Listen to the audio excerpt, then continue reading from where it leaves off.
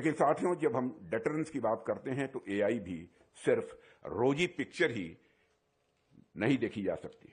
AI की सिर्फ रोजी पिक्चर ही नहीं देखी जा सकती। मुझे एक रक्षा मंत्री के रूप में देश के सिक्योरिटी सिस्टम को बेहद बारीकी से समझने का भी अवसर मिला है, इसलिए मुझे इससे जुड़ी चिंताएं भी दिखती हैं।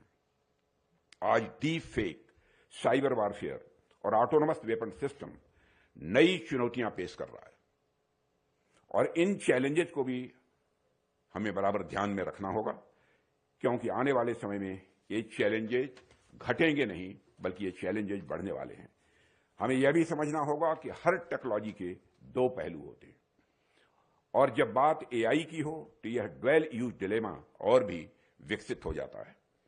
अभी हाल ही में एक कंपनी ने एक अपना बड़ा पावरफुल एआई मॉडल डेवलप किया है और यह एक जनरल पर्पज लैंग्वेज मॉडल है जो सॉफ्टवेयर्स में ऐसी वल्नरेबिलिटीज खोज सकता है और उनका एक्सप्लॉयटेशन भी कर सकता है जो खामियां सालों से नहीं खोजी गई थी।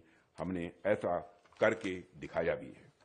अब आप सोचिए कि यही मॉडल जो आपको बैंकिंग सिस्टम, आपके हॉस्पिटल्स, आपकी जो बिजली ग्रिड की सुरक्षा को मजबूत कर सकता है, वह गलत हाथों में जाकर पूरे का पूरा बैंकिंग इंफ्रास्ट्रक्चर या मेडिकल सिस्टम को भी वह ध्वस्त कर सकता है।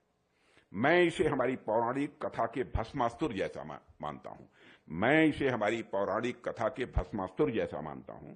भगवान शिव ने भस्मासुर को वरदान दिया कि वह जिसके भी सिर पर हाथ रखेगा वह भस्म हो जाएगा, लेकिन वही शक्ति स्वयं भस्मासुर के लिए खतरा बन गई। ठीक वैसे ही आर्टिफिशियल इंटेलिजेंस अगर अनियंत्रित हो गया तो जिसे हमने अपनी सुरक्षा के लिए बनाया वही हमारे विनाश का कारण भी बन सकता है। यह बात भी हमें ध्यान में रखनी होगी। इसलिए हमारा प्रयास हो कि आर्टिफिशियल इंटेलिजेंस हमें राह दिखाने वाली शक्ति बने, न कि राह भटकाने वाली शक्ति बने। एआई हमें आगे बढ़ाने वाली शक्ति बने, न कि पीछे ले जाने वाली शक्ति बने। एआई हमारी स्ट्रेंथ बने, न कि हमारी वीकनेस बने। और इसीलिए मैं कहता हूं कि हमें एआई का सिर्फ उपयोग ही नहीं करना है, बल्कि हमको एआई को सही दिशा भी देनी है। साथियों, कलेक्टिव इफोर्ट से और इंटरनेशनल कोऑपरेशन से ही हम आर्टिफिशियल इंटेलिजेंस की शक्ति का सदुपयोग कर पाएंगे। और मुझे इस बात की खुशी होती है कि हमारा देश इस दिशा में तेजी से आगे बढ़ रहा है और भारतीय अब न केवल नए नए मॉडल ला रहे हैं, बल्कि ऐसे भी मॉडल ला रहे हैं जो दुनिया के किसी भी मॉडल की तुलना में कहीं बेहतर हैं।